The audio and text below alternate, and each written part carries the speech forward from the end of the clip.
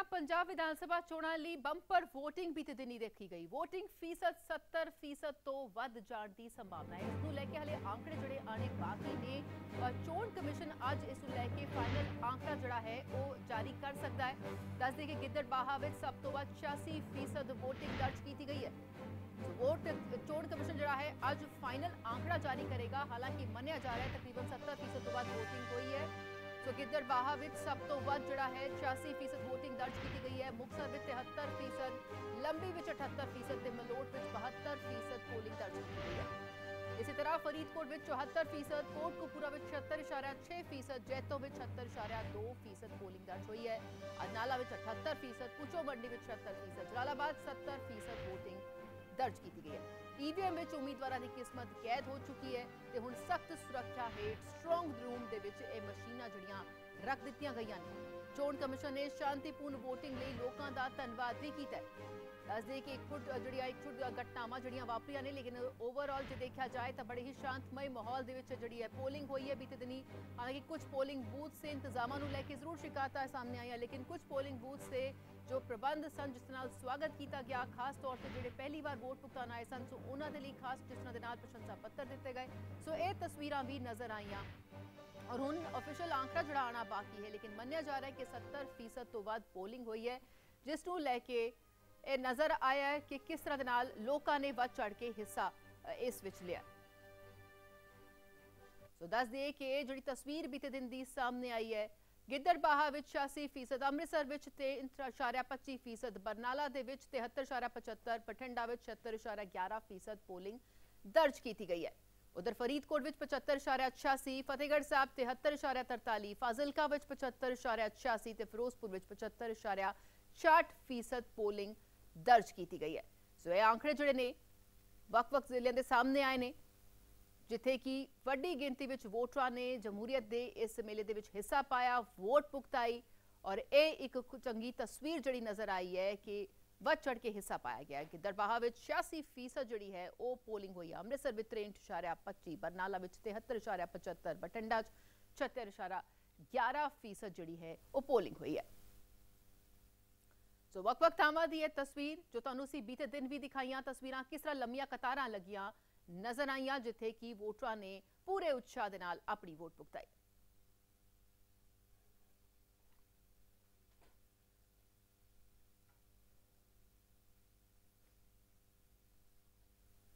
सो फरीदकोट विच 75.86%, फतेहगढ़ साहब 73.43%, गुरदासपुर विच 70.62%, हुशियारपुर 66.93%, जलंधर विच 64.29%, कपूरथला विच 60.87%। हालांकि दुआबा एरिया च असीं मान सकते हैं कि बाकी नालों घट जिहड़ी है पोलिंग हुई है, लेकिन ओवरऑल मन्निया जा रहा है कि 70% तो बाद जिहड़ी है पोलिंग दर्ज की जाएगी और इस ऑफिशियल आंकड़ा जिहड़ा है चोण कमिशन वालों जारी हले किया जाना है।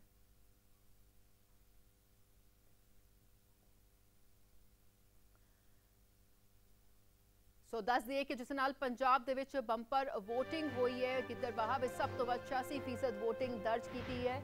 रविंदर मीत साडे सहयोगी जुड़ चुके हैं। रविंदर, बीते दिनी लगातार वो दिन सी जिसका कि उम्मीदवारों नूं खास तौर पर इंतजार सी जो उन्होंने लंबी कवायद रही प्रचार नूं लैके, और ये एक चंगा संकेत नजर आया कि लंबियां कतारां सवेर तो ही नजर आईयां। हालांकि कुछ थावां ते ढिल्ली रफ्तार सी, लेकिन जिवें जिवें दिन चढ़िया ये रफ्तार खासी जोर फड़दी नजर आई।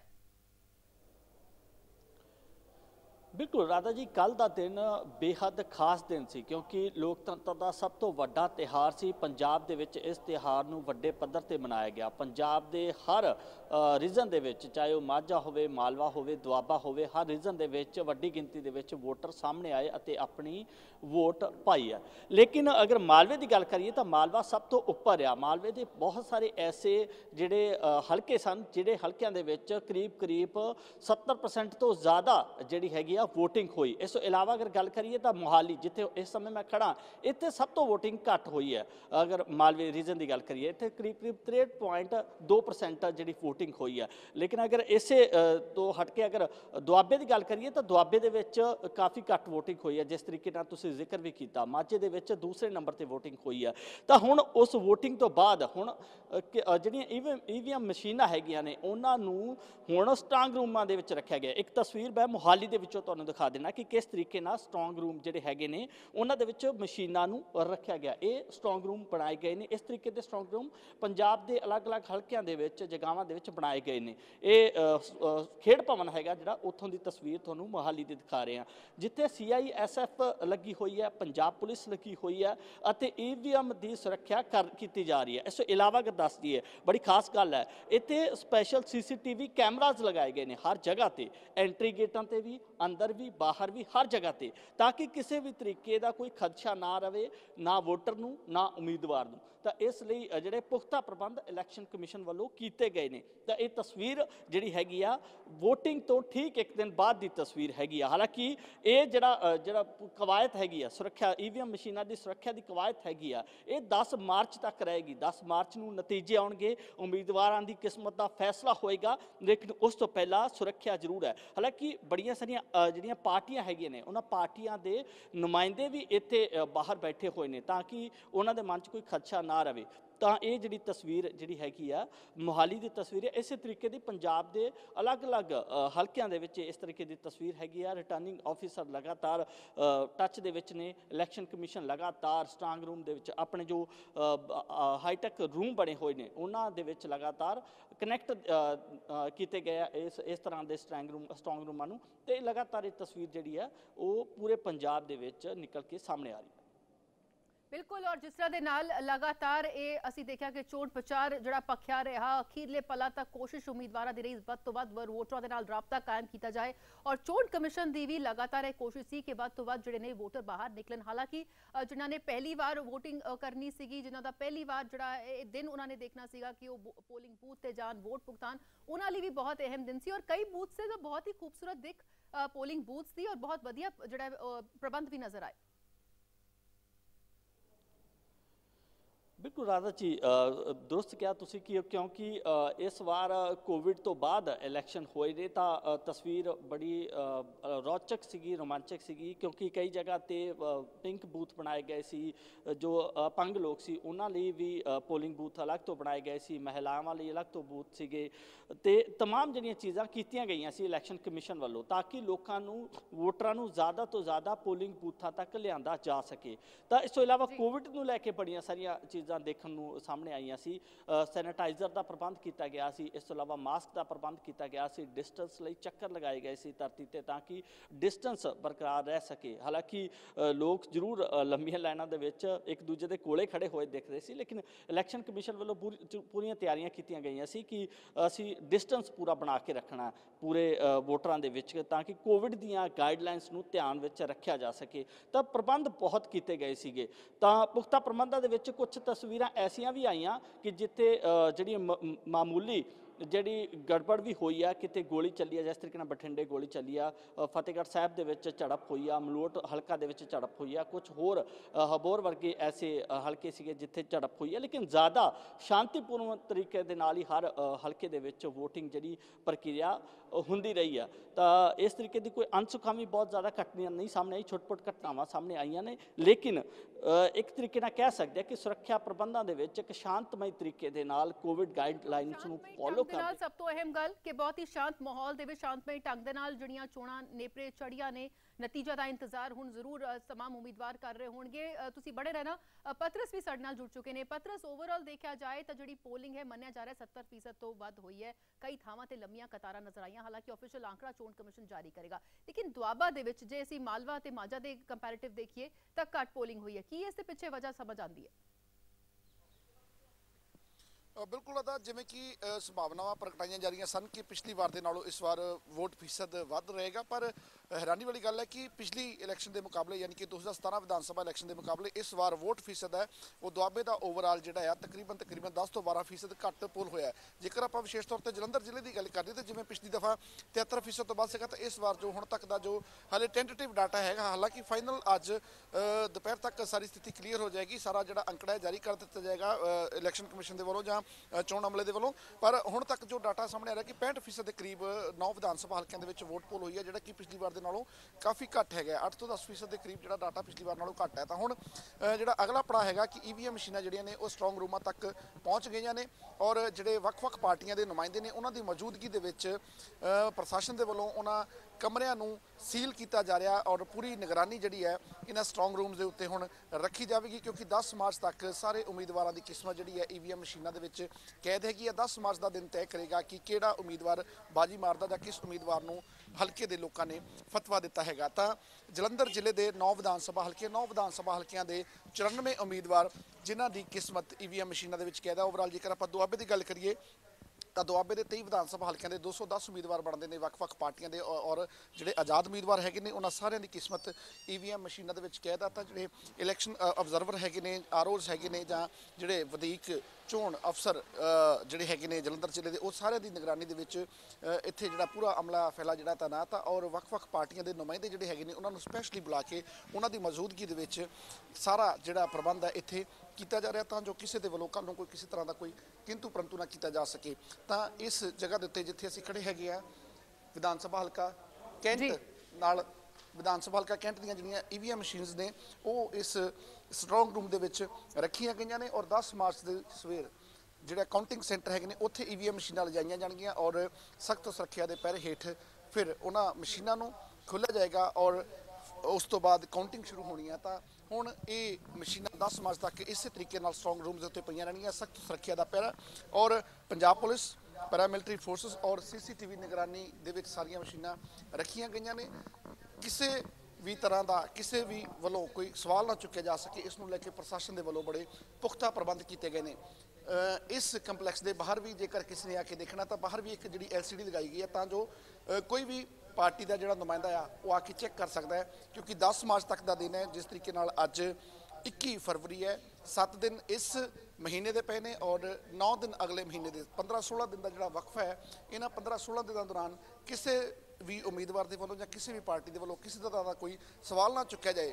ਪ੍ਰਬੰਧਾਂ ਦੇ ਉੱਤੇ ਇਸ ਨੂੰ ਲੈ ਕੇ ਪ੍ਰਸ਼ਾਸਨ ਨੇ ਬੜੇ ਪੁਖਤਾ ਪ੍ਰਬੰਧ ਕੀਤੇ ਨੇ ਔਰ ਹੁਣੇ ਚੰਦ ਮਿੰਟ ਪਹਿਲਾਂ ਦਰਵਾਜ਼ੇ ਜਿਹੜੇ ਹੈ ਉਹ ਪਾਰਟੀਆਂ ਦੇ ਨੁਮਾਇੰਦਿਆਂ ਦੀ ਮੌਜੂਦਗੀ ਦੇ ਵਿੱਚ ਸੀਲ ਕੀਤੇ ਗਏ ਨੇ ਔਰ ਇਸੇ ਸਖਤ ਸੁਰੱਖਿਆ ਦੇ ਹੇਠ ਇਹ EVM ਮਸ਼ੀਨਾਂ 10 ਮਾਰਚ ਤੱਕ ਇੱਥੇ ਪਈਆਂ ਰਹਿਣਗੀਆਂ ਔਰ 10 ਮਾਰਚ ਨੂੰ ਕਾਊਂਟਿੰਗ ਵਾਲੇ ਦਿਨ ਇਹਨਾਂ ਨੂੰ ਕਾਊਂਟਿੰਗ ਟੇਬਲਸ ਉੱਤੇ ਕਾਊਂਟਿੰਗ ਸੈਂਟਰ ਉੱਤੇ ਪਹੁੰਚਾਇਆ ਜਾਵੇਗਾ। ਫਿਰ ਉਸ ਤੋਂ ਬਾਅਦ ਕੀ ਨਤੀਜਾ ਨਿਕਲਦਾ ਇਹ ਤਾਂ 10 ਮਾਰਚ ਦਾ ਦਿਨ ਤੈਅ ਕਰੇਗਾ। ਜੀ बिल्कुल, क्योंकि इम्तिहान जोड़ा है खत्म हो गया, नतीजे का ऐलान जोड़ा है वो फिलहाल जरूर करना पएगा, जिसनों लैके उम्मीदवारों की धड़कना तद तक जड़ियां ने वो वधिया ही नजर आउणगियां। हालांकि मेहनत सारियां ने की, दावा सब कर रहे ने, नतीजा की होएगा ये हुण वोटरां ने तय कर दिता है। लेकिन जो बीते दिन ही वोटिंग हो रही थी, हालांकि बड़े ही शांतमई ढंग दे नाल शांत माहौल दे विच पतरस ये चोणां होईयां ने, जिस लई चोण कमिशन मुबारकबाद दा हकदार भी है। लेकिन कई थावां ते EVM मशीनां दे खराब होने ਦੀਆਂ खबरां भी आईयां और कई थावां ते उस नूं लैके रुकावट भी जिहड़ी है दर्ज की गई। क्या इसका भी संज्ञान जोड़ा लिया गया?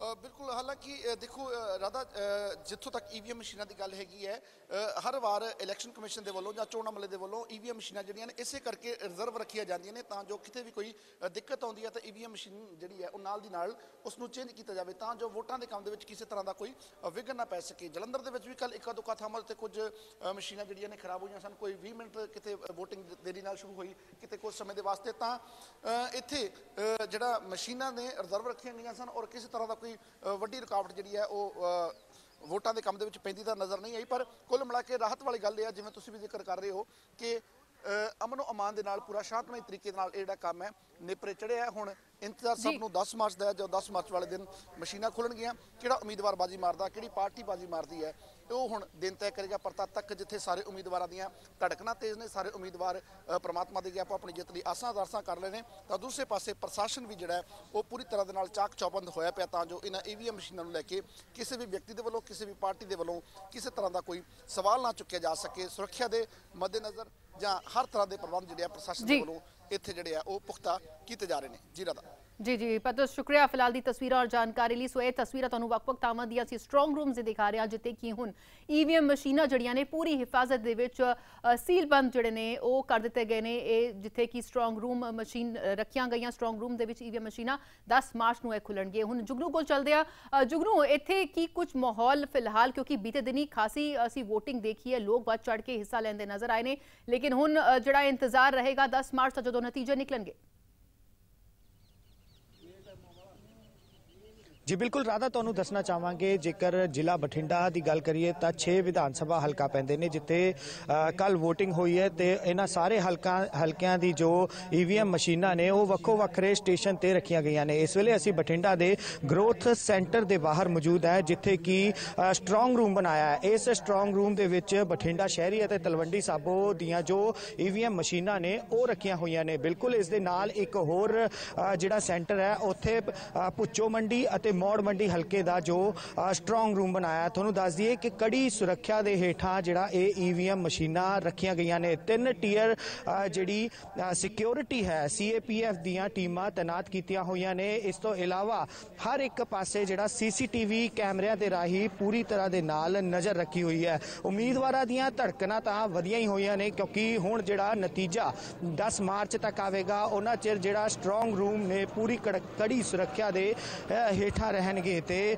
ਜਿਵੇਂ ਹੀ 10 ਮਾਰਚ ਜਿਹੜੀ ਡੇਟ ਆਵੇਗੀ ਤਾਂ 8 ਵਜੇ ਸਵੇਰ ਦੇ ਕਰੀਬ ਜਿਹੜੀ ਗਿਣਤੀ ਹੈ ਉਹ ਸ਼ੁਰੂ ਹੋ ਜਾਣੀ ਹੈ ਅਤੇ ਹੌਲੀ ਹੌਲੀ ਕਰਕੇ ਚਰਨਾਂ ਦੇ ਵਿੱਚ ਜਿਹੜੀ ਰਿਜ਼ਲਟ ਨੇ ਨਤੀਜੇ ਹੈ ਉਹ ਆਣੇ ਸ਼ੁਰੂ ਹੋ ਜਾਣਗੇ। ਤੁਹਾਨੂੰ ਦੱਸਣਾ ਚਾਹਾਂਗੇ ਕਿ ਕੱਲ ਜਿਹੜਾ ਜ਼ਿਲ੍ਹੇ ਦੇ ਵਿੱਚ 76.20% ਜਿਹੜੀ VOTING ਹੈ ਉਹ ਬਠਿੰਡਾ ਜ਼ਿਲ੍ਹੇ ਦੇ ਵਿੱਚ ਹੋਈ ਹੈ ਤੇ ਹੁਣ ਦੇਖਣਾ ਹੋਵੇਗਾ ਕਿ ਕਿਸ ਦੀ ਕਿਸਮਤ ਹੈ ਜਿਹੜੀ ਉਹ जनता दे हथों लिखी गई है। जी राधा बिल्कुल जुगनू शुक्रिया फिलहाल दी सारी जानकारी और तस्वीरां ली। फिलहाल इन्हां तमाम उम्मीदवारां दी जो मेहनत पिछले कई महीना देखी गई है वो हुण EVM मशीन च कैद हो गई है। देखना अहम रहेगा कि 10 मार्च नूं नतीजे की आंदे ने लेकिन यह रहा वोट फीसद जो तुसीं अपनी स्क्रीन ते देख रहे हो। हालांकि ऑफिशियल आंकड़ा चोण कमिशन वालों दोपहर तक जोड़ा है जारी किया जाएगा लेकिन ये जो आंकड़े टेंटेटिव साडे कोल आए ने जिस तो कि यह साफ तस्वीर है कि लोगों ने वध चढ़ के वोटां ने बीते दिनी इस जमहूरीयत दे मेले विच अपना हिस्सा पाया। 2022 ਦੇ ਚੋਣ ਮੁਕਾਬਲੇ ਦੀ ਸ਼ੁਰੂ ਹੋ ਚੁੱਕੀ ਹੈ ਜੰਗ। ਹੁਣ ਹੈ ਤੁਹਾਡੀ ਵਾਰੀ। ਸਰਕਾਰ ਦੀ ਖਤਮ ਹੋਈ ਪਾਰੀ। ਪੁੱਛਾਂਗੇ ਤੁਹਾਡੇ ਸਵਾਲ। ਇਹਨੇ ਸਾਲ ਕਿੱਥੇ ਰਹੀ ਸਰਕਾਰ? ਮੁਫਤ ਬਿਜਲੀ, ਮੁਫਤ ਸਹੂਲਤਾਂ, ਵਪਾਰ ਲਈ ਨਵਾਂ ਕੀ ਉਦਯੋਗ ਨੂੰ ਕਿਵੇਂ ਆਏਗਾ ਸਾਥ? ਨੌਜਵਾਨਾਂ ਦੀ ਵੀ ਪਾਵਾਂਗੇ ਬਾਤ। ਖਬਰ ਹਰ ਪਲ दिन होवे या रात जनता करेगी तय। पहले दिन तो नतीजों तक हर अपडेट पहुंचावांगे ਤੁਹਾਡੇ तक। 2022 किस दा पंजाब।